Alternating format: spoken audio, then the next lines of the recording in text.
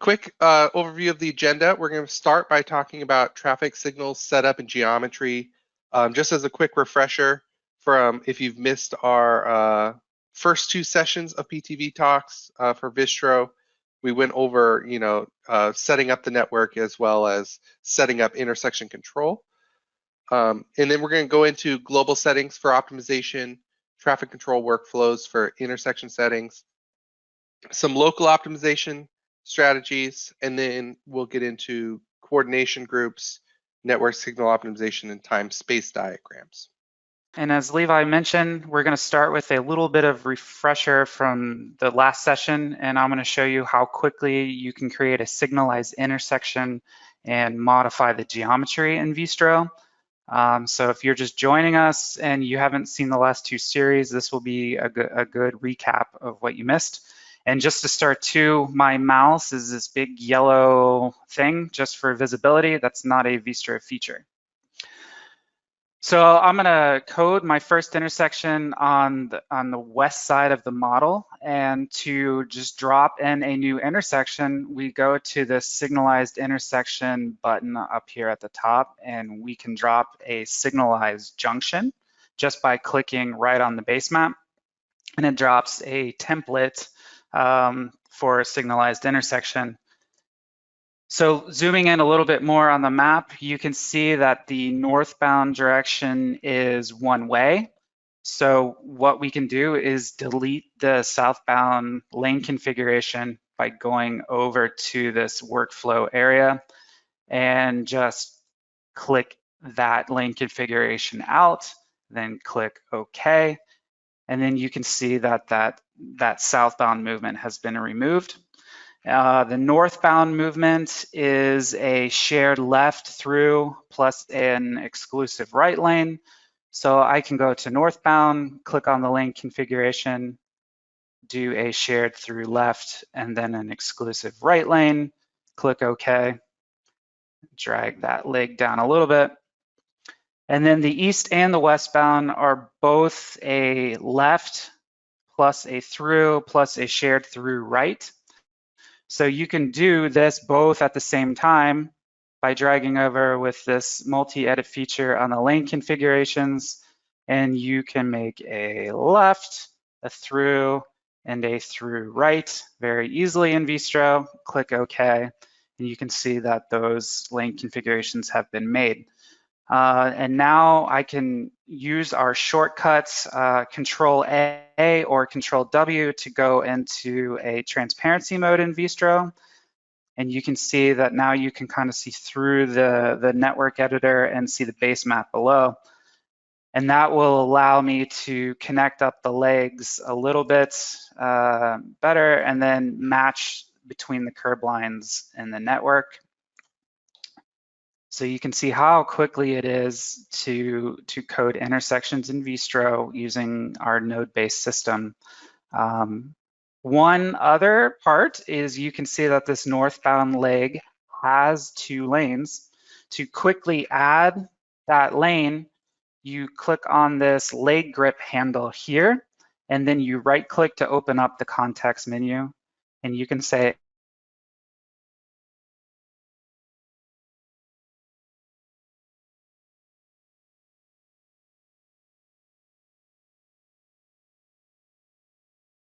add through lane, and then it will just simply add that second lane to the model. And before we set up the signalization, we need to assume some volumes here. So we can turn on our volume figures by using the show turning movements. Here, we can turn on the base volume input, and you can see that we have volume arrows. For the turns, again, I'm just gonna do this multi-edit. I'm just gonna assume a volume of 50 for the turns. And so it basically puts 50 in for everything with the multi-edit. And then we need to balance with the adjacent intersection. So we have a graphic parameter that will show the balancing here. It's the show balance flows. You can see that there's a difference between the two intersections. So we need to add 523 cars eastbound at this intersection. So I can click on the through arrow and it highlights the grid over here in the right place.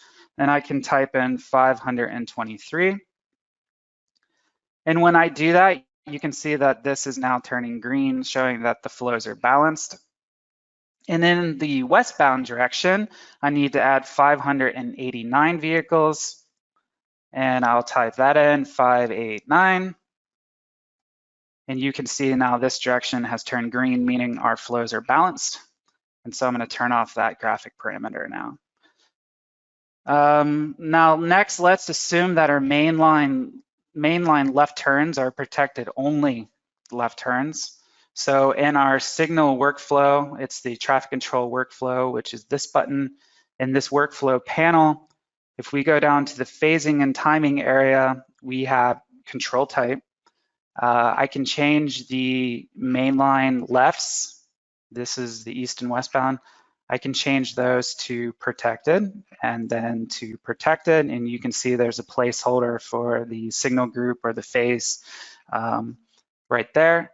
And then we're gonna leave the northbound movement as permissive only. And with that set, we're ready to click the default signalization button that we went through on the last training. That button is right here, create default signalization. It looks like the traffic light. You click on that and you're prompted to be able to set lead and lag settings. We're going to use lead settings and then click OK.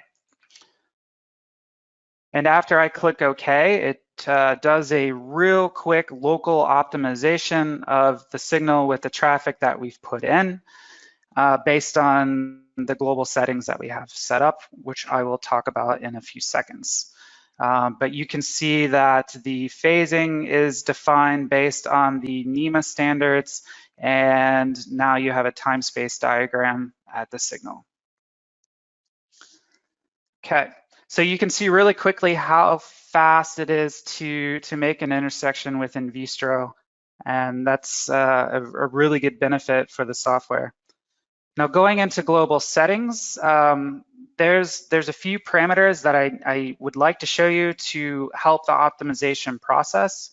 If you go under the edit and then go to global settings, this will open up the global settings menu in Vistro. And then you can scroll down to the bottom, which is summarizing the signal settings that I'm going to show.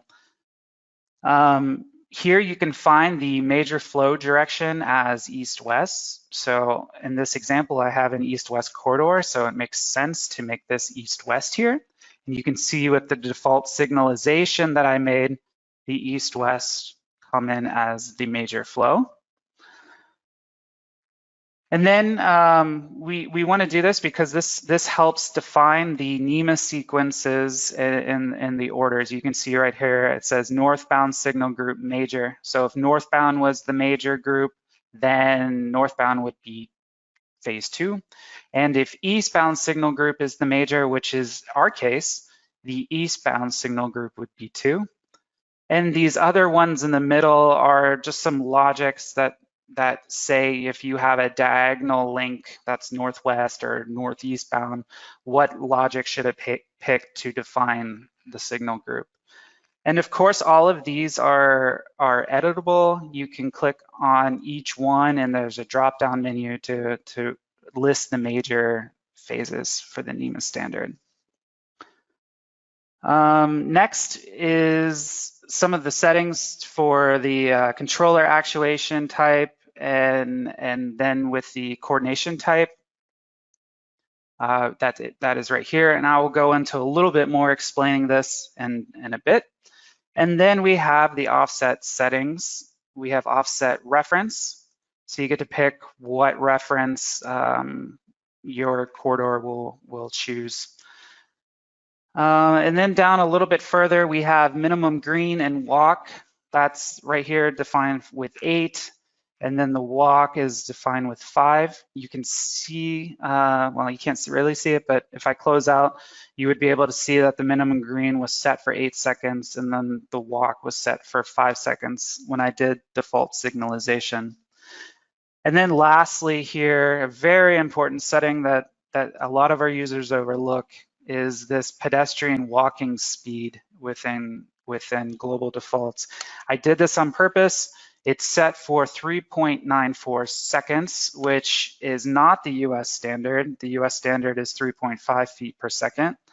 And what this means is that you can see right here, the pedestrian speed for optimization basically shortens the flashing don't walk phase with 3.94 seconds. And so when you optimize, it's going to be looking at that, what is needed for the flashing don't walk phase, and it impacts how the signal is optimized. So it's really important to make sure this is set to the standard that you want to use for your corridor. And so I'm going to close out of global settings and actually redo this to show how important this setting is. So I'm going to click OK to exit. And I'm going to go to this pedestrian walking speed and change it to 3.5 for the US standard. And then I'm going to go in and do a create default signalization again. And you'll see that this flashing don't walk time changes. There you go, changed by 2 seconds. So if this was a case where, it was needed that extra 2 seconds in the optimization, then that would make a big difference. Okay, so I'm going to move back a little bit in these intersection settings to explain what coordination type means. So if we click on coordination type, there's 3 types that we can choose from. The first type is free running. Free running means that the traffic signal controller doesn't have a set cycle length and is running with fully actuated detection, basically. So that's one type. The second type is time of day coordinated, and that means that the signal has a set cycle length and is in coordination with other signals within the same coordination group in Vistro. And the last is time of day pattern isolated, and that means the signal has a set cycle length, but it is not placed in coordination with other signal groups, and it's kind of just out on its own, doing its own thing. And I will click on this time of day pattern isolated and show you that there are, once you click on that, some of the settings get grayed out just because they're not needed, like offset and offset reference. And for this example, I'm going to go back to coordinated. The next setting is the actuation type. And if I click on that, again, there's 3 settings. The first one is fixed time. It consists of predetermined signal timing values, and it's not based on detection, and it pretty much always maxes out because it's not based on detection. This is like the pre-time setting in Synchro. Next is the semi-actuated control. This contains some lanes with detection, and it influences the signal operations with some detection. Often with semi-actuated, the major street through lanes aren't operating with detection, but the left turn lanes are, or the minor street is operating with detection with semi-actuated. And then finally, we have fully actuated control. This sets detection on all the lanes, and it influences the signal operation with all the lanes. But for this example, we're going to leave it on fixed time, just so we have a fixed time actuation type within our model. If I cruise through some of these other intersections, this one next to it is semi-actuated, and then this last one is set for fully actuated. So we have a variety. Okay, and then within the intersection settings, again, we have offset. This is where you would put the offset value. And then here's the offset reference, as we mentioned before. You may notice now within Vistro 2020, we do have the offset references that are in NCHRP report 812. These are those standard reference callings and offset points. So that's a change within Vistro 2020.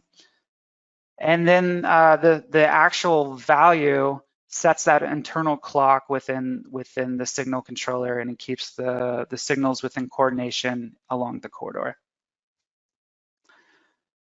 So now we're ready to look into local optimization settings.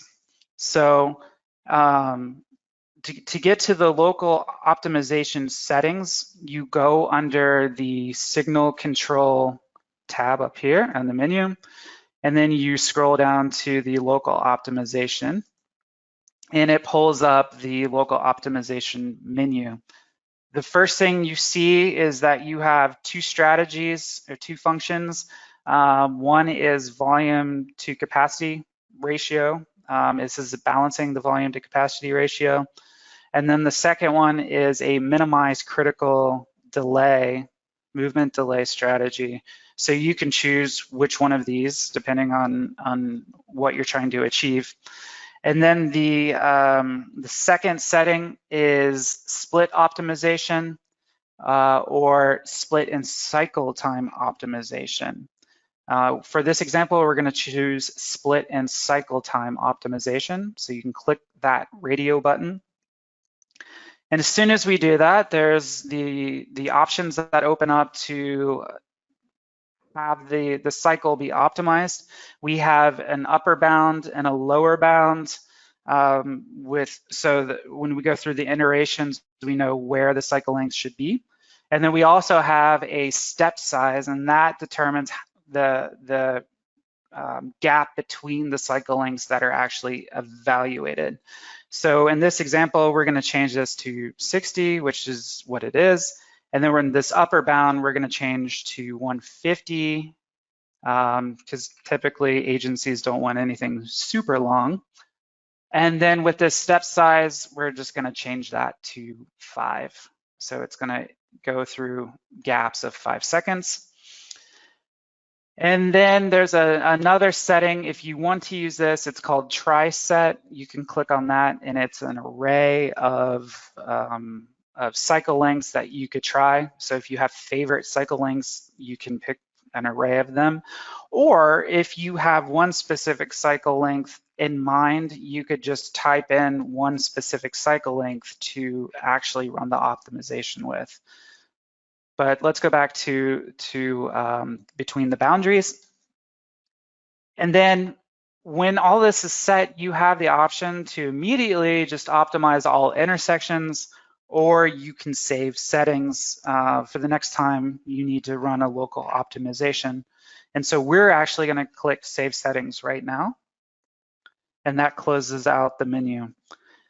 That's the first way to do local optimization, is through that process, and then click Optimize All Intersections. The second way to do local optimizations is how you saw before with Create Default Signalization that did the local optimization. The second time you click Default Signalization, though, only the splits are optimized, not the cycle time. So that's a little warning there. A third way to optimize locally is with the optimization buttons up here in the top toolbar. The first one, that's the stopwatch. That optimizes the split and cycle time. And then the second one optimizes just the splits. And if you click this, optimize split and cycle time, you can see it uses the settings that we saved previously. So that's important to make sure you save those settings so you can call them up every time.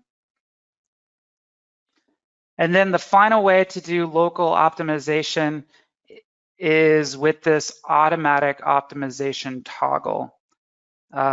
This toggle, if you check it on, it optimizes splits only.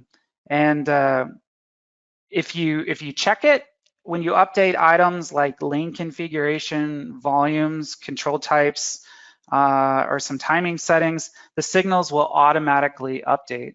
So for example, we're on this intersection over here that we just created, and I want to make the northbound through lane 4 lanes, something a little ridiculous. There you go, there's 4 lanes. And then when I hit OK, you can see that the splits have automatically optimized a little bit due to that 4-lane change. Now there's not a lot of volume there, so it's not really going to change all that much. Let's just do that, undo this. There we go. So one more time. There, so it's back the way we had it. This is a very nice tool because you can check the toggle when you need automatic optimization, and when you don't need it, you can turn it off. That kind of sets Vistro apart from Synchro a little bit, because in Synchro there's times where your signal is automatically optimized when you don't want it to, but at least in Vistro you have a choice with automatic optimization. Next topic that's on our agenda is coordination groups.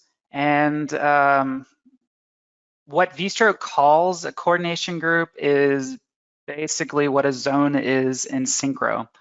And since in Vistro we have zones for our TIA functionality, and in Visum and Visum we have zones, we decided to call this functionality something else. So that's why it's called coordination groups. But again, it functions the same way as zones in Synchro. To view the coordination groups, you go back to the signal control menu, and then you go down to edit coordination groups. And you can add coordination groups with the plus icon. So I'm going to add one coordination group there. You can see the number 2 was created. And then you can delete it if you wanted to delete it with the wastebasket or the trash can. And then also you can rename the coordination groups. So for number 1, I'm going to rename the coordination group to Manning Drive. And for number 2, we don't have another corridor, but I'm going to call it Other, just so you can see what it looks like in the lists. Okay, and then I'm going to click OK here. And then we need to assign the coordination group. You can see with the intersection that we just created, if you look over here, the coordination group is not assigned. You get the hashtag or the hash there, or I guess the line. So we're going to assign it to an intersection. But first, let's turn on the coordination group graphic parameter. That's under the show intersection info. And if you pop out the pop-out menu, go down to coordination group and click it, you can see that we don't have any coordination group assigned at our intersection. And so when I start changing these, you'll see the coordination group popping in for each intersection. So I'm going to change the first one to Manning, and immediately you see 1 pop in because it's coordination group 1. And now I'm going to go over to the next intersection and change the coordination group, and then go to the next one, then change the coordination group, and then go to the last one and change the coordination group. So the graphic parameters is a good check just to make sure you have the corridor coded to the right coordination group. And now that we have the coordination group set, we can set a master controller to our corridor. Now this is an optional step in Vistro. You don't have to do this, but since a lot of coordinated systems in the field have a master controller, I thought I would show you. And the master controller locks this offset value to 0. So some of these actually have offsets. This one has 118 there. So when you select the master controller for that intersection, it will revert that offset to 0, but then adjust all of the other offsets to the adjacent intersections within that same coordination group relative to the master.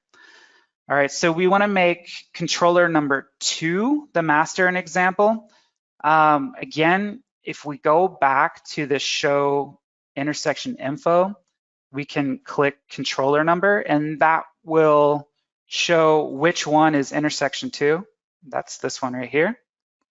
And then, there's intersection 3 there. So if we click on intersection 2, we see that it has 118 seconds for the current cycle length. And if I click on intersection 3 right next to it, you see that it has 0 seconds as the current cycle length, okay? I'm gonna go back to intersection 2 so you can see it change. When I open the edit coordination groups again under under signal control, edit coordination groups, we'll go to coordination group 1 and change the master controller to to signal controller 2. And when I do that and click OK, you'll see this 118 turn to 0. There. So it changed to 0, which means now intersection 2 is the master. And if I go to intersection 3, it was 0, but now it's 82. So it has also updated because it is no longer the master controller. Okay, so now that we've set a master controller, we're ready to look at the network optimization settings. First, I want to turn on the cycle length graphic parameter. Again, we go back to the intersection numbers here, and you can see the controller cycle length graphic parameter here. And we have a bunch of different cycle lengths within our corridor, which a corridor this small, it's not a good idea to have that. So we're gonna optimize it. We go back to the signal control menu, and then we go to network optimization, this time not local, this time we're doing network optimization, and it pulls up the network optimization menu. Now, the first thing you see in the network optimization menu is define the objective function, okay? The two fields here that you have in this option, these are weights for the delays and stops that are used to calculate the performance index for optimization.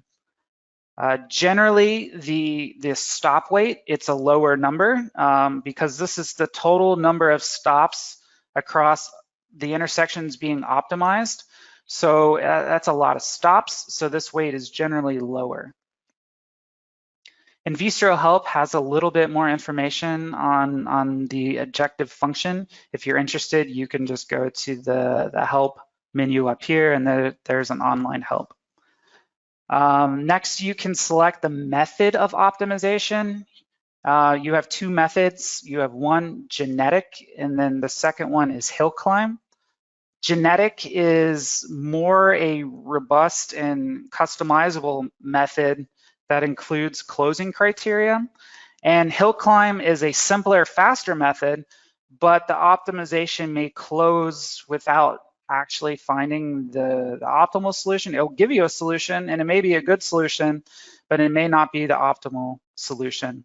Especially if the starting number of solutions is low here. And you can see that hill climb only starts with a set of 10 starting solutions, as opposed to the genetic method starts with a maximum number of iterations of 100. Adam, okay. Sorry for interrupting. Yes. If there's a few comments about the lagging of the screenshot, so maybe if you can just take a little bit of, if there's ones where you're flipping quickly to and from, just maybe hang on a little bit longer for the screen to catch up. Okay, sure. Thank you. Thank you. Okay, so when we click to the genetic method, we have the maximum number of iterations. We have a population size. And generally speaking, the larger the population size, the better optimal solution you can find, just generally speaking. And then there's two closing criteria here in the last two fields. The first one is how many generations the calculation goes through without finding an improvement. And then the second one is kind of like a % threshold of a minimum improvement. And again, the Vistro Help can kind of clarify these parameters a little bit more. Then next, we can select the coordination groups that we want to optimize. If you click on all, that would optimize both of the coordination groups that we have in our system. Maybe you have 8 coordination groups. It would optimize every single one. If you hold down Shift, you can select multiple coordination groups. So maybe if you only want to select 2 or 3 out of 8, you could do that by holding down Shift and clicking. Or you could just select one coordination group, which in our case, that's what we're going to do, is select one coordination group. Okay. And then the next settings, I'm going to expand this a little bit more. The next settings we have is optimize split and or cycle time. And you notice that the box is unchecked. With an unchecked box, that basically means this part will be skipped and it will only, in this case, optimize the offsets. So we want to optimize the split and cycle times. So we will check that box. And as soon as we check that box, we have an option to select only split or split and cycle time. We're going to select the split and cycle time. And similar to the local optimization, we get an upper and lower bound. And then there's this setting that says allow reduction from optimum split. If you want to have a better optimization for the entire corridor, it may not be the optimum split for that particular intersection. But for this example, I'm just going to change that to 0, just so the calculation can run a little bit faster. Okay. And for our agencies, we're going to use 60 seconds. And then the upper bound, we're going to use 150 seconds. And then the step size, we're going to use 5 seconds. And then for the offset settings, we want to optimize our offsets between all of 4 intersections we have in our corridor. And so you would check that. And then you can select a precision that you want your offsets to be calculated as. We're just going to default with 1 second in this example. And then lastly, we have allow lead lag optimization. So if your agency allows lagging, you can check this box. And then Vistro will find the best solution for the left turns in either a leading or lagging configuration. But if your agency doesn't allow lagging, then you should leave this box unchecked. For our example, we're going to leave it unchecked. And as like with local optimization before, you can run the optimization from this menu. That's one way to do it. Or again, you can save settings. We're going to save settings. Because we don't have our optimization routing set yet, and we want to do that first. Okay, so we save settings, the menu went away. And so let's talk about routing. Routing, if you look over on the left toolbar, there is a box in the upper left that says route. An optimization route in Vistro allows you to view the time-space diagram and to see the optimization results on that time-space diagram. It also allows you to add a weight to certain routes over other routes, and you'll see that at the end. But it's mostly used, I would say, for the visualization of the time-space diagram. To draw a route, you click on the box, the button number 1, and then you go from one end of your model. We're going to start on the left side here. You go to the outside leg grip and click, and you can see we start getting a purple line. And I could click through every single intersection, but Vistro is smart enough, if I go to the end, to basically just include all of those intersections in one go. So that's what I'm going to do. I dragged it all the way to the east side. And now I'm going to double click and it closes that route out. And you can see that there are 2 push pins, 1 at each end. And now the route is a green color. Okay. And now that we have at least 1 route defined, we can go up to the network optimization button, the workflow button up here in our upper toolbar. And if I click on that, you can see that 1 route has been created in this table here. And so far, I don't have a time space diagram yet because I haven't run the network optimization, and I have tons of different cycle lengths. Okay, so I created 1 route. That's the eastbound route. So I can give it a name called eastbound. Okay. And what happens if you want to create a route in the opposite direction? Well, you can click on that row, right click to open the context menu, and there's a toggle that says create reverse route. And so I'm going to click that create reverse route, and it creates a copy of that route, but it's oriented in the opposite direction. And I can rename this westbound now. Now, one thing to note, when you create a reverse route, please pay attention to one-way streets. If you're on a one-way street and you create a reverse route going the wrong way on a one-way street, that could cause you some problems. But just keep that in mind when you're creating your routing. Okay. And so we can run the optimization now that we have our routing set up. So over on the right side of this screen, there's this network optimization button. That is exactly like the network optimization button under signal control, the signal control menu. So it's just like a shortcut. I'll go ahead and click that. It brings in the settings that I previously saved, which is good. And I'm going to go ahead and run that optimization right now. So I can click the Run Optimization button.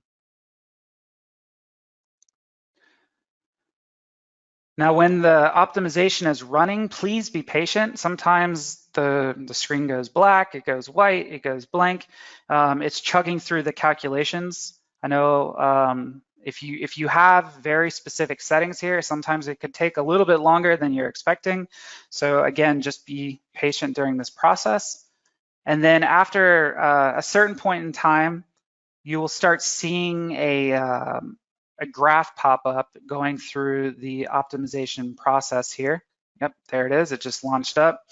And it's going through all of the calculations within this graph. And you can see at the bottom here, it says best score 86.5. What does that mean? Okay, the best score is basically the score of the cycle time that is the lowest, and that is the one that's going to be used for the optimization. And you can see what that is if you click on the lines in this table. You can see what 86.5 corresponds to. In this case, it is the yellow line. I mean, they're all on top of each other, but it's the yellow line. And that corresponds to 130 seconds.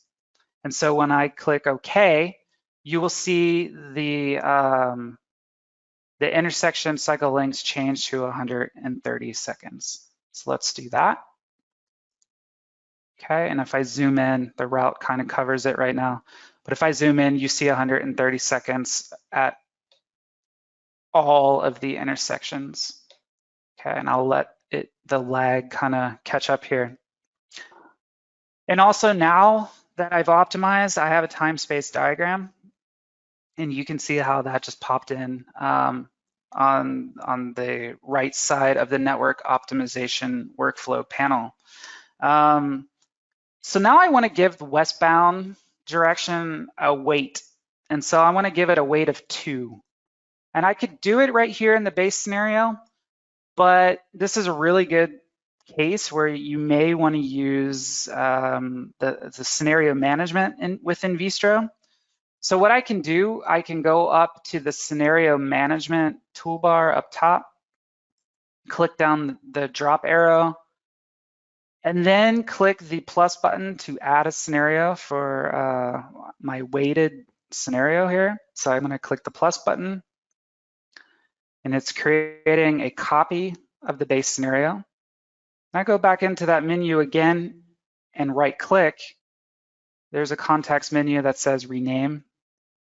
And I'm going to rename this to weight and then hit enter. And you can see now that scenario 1 has been renamed to weight. And now that I'm within this new scenario, I can change the weight for the westbound over here to 2. And once I do that, I want to rerun the network optimization to see what happens. So I can click network optimization.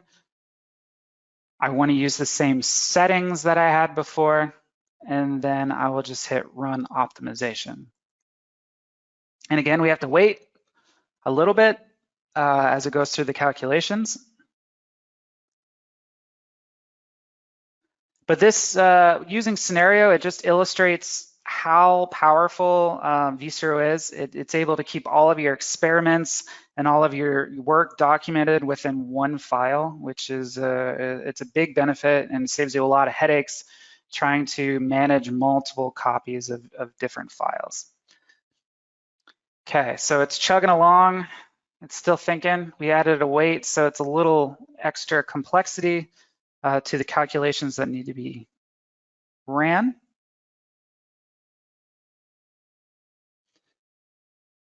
There it goes. So now you can see that there's a little bit more separation in the plot now between the various cycle times. And it's almost done. Okay, it's finished. And now we have a best score of 101. Before I think it was like 86, but now it's 101.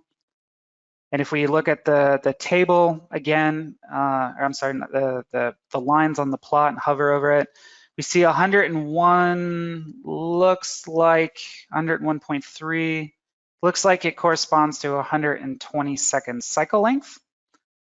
And when I click OK, we will see the cycle lengths on each intersection change to 120.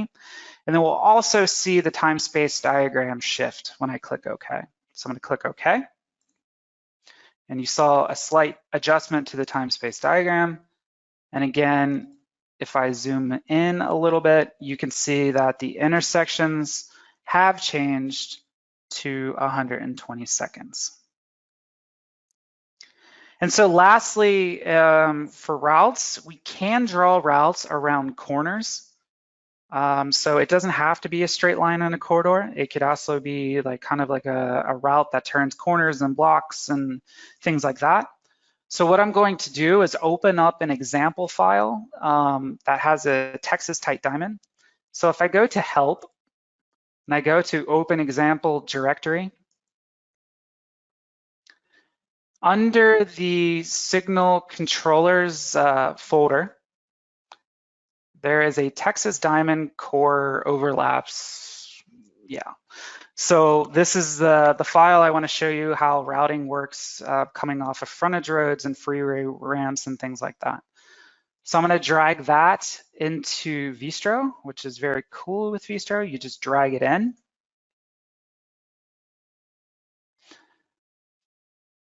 Hopefully it's thinking. Oops, I got to save the file. Let's save it. And now it's opening up the tight diamond. Okay, and let's just give it a few seconds for everything to refresh through the connection.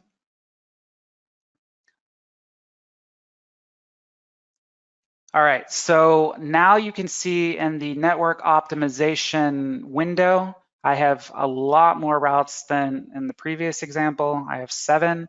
We have a route going westbound, one route going eastbound, and then here is the route that bends a corner. This is the frontage road or the freeway ramp, how Texas does it, where you want to coordinate the left turn off the ramp with the next signal.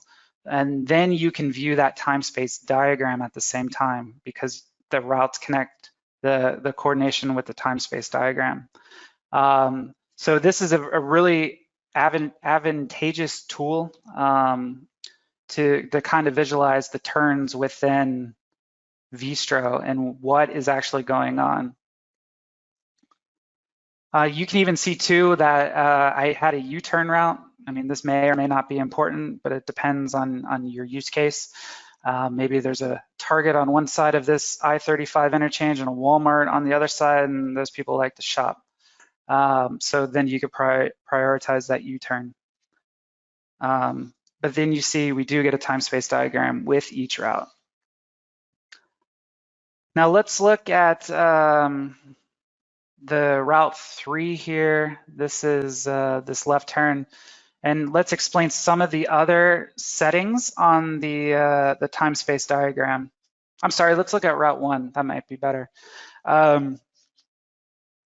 If you look at the flow, currently this is the flow view. We can change the drop down to arterial bands, and you can see what the band actually is for that signal, or you can go back to what the flow is for that signal. You can see what the reverse direction is. This is showing the westbound route, but I want to also see the eastbound route on my time space diagram. There's a checkbox here that says show reverse direction. I can click that and it will show the other direction.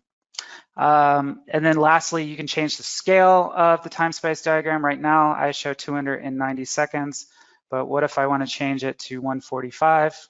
It makes the scale of this smaller. Within the time space diagram, there's a scale that shows you the distance between the intersections.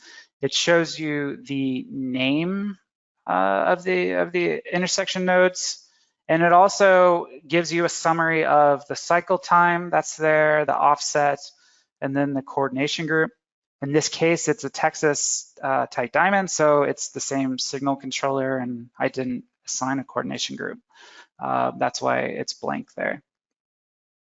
And then you're able to print the time space diagrams. So this is the last thing I want to show you.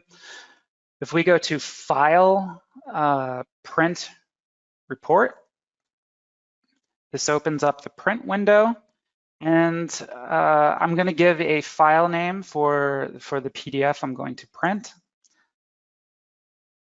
And let's call this, just call it time space.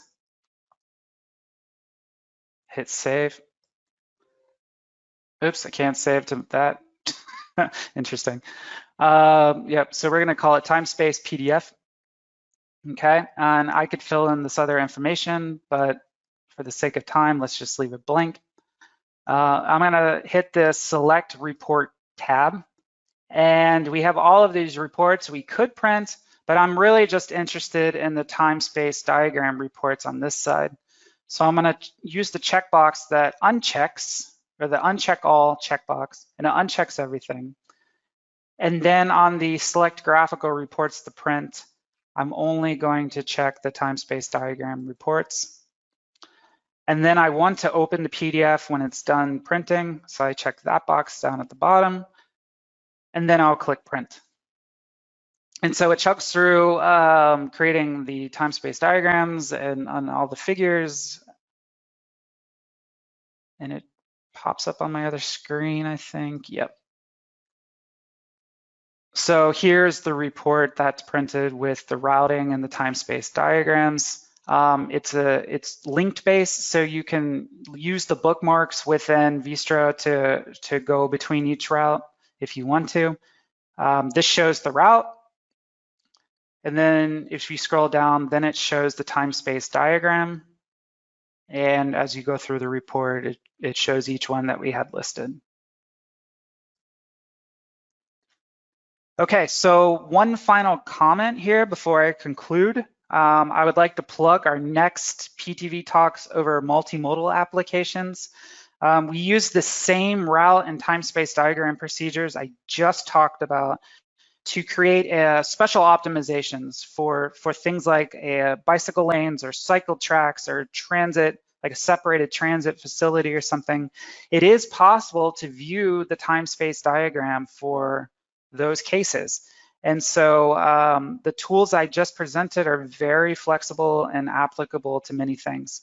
And so tune in next time, and then I'm gonna do some examples to show how that works.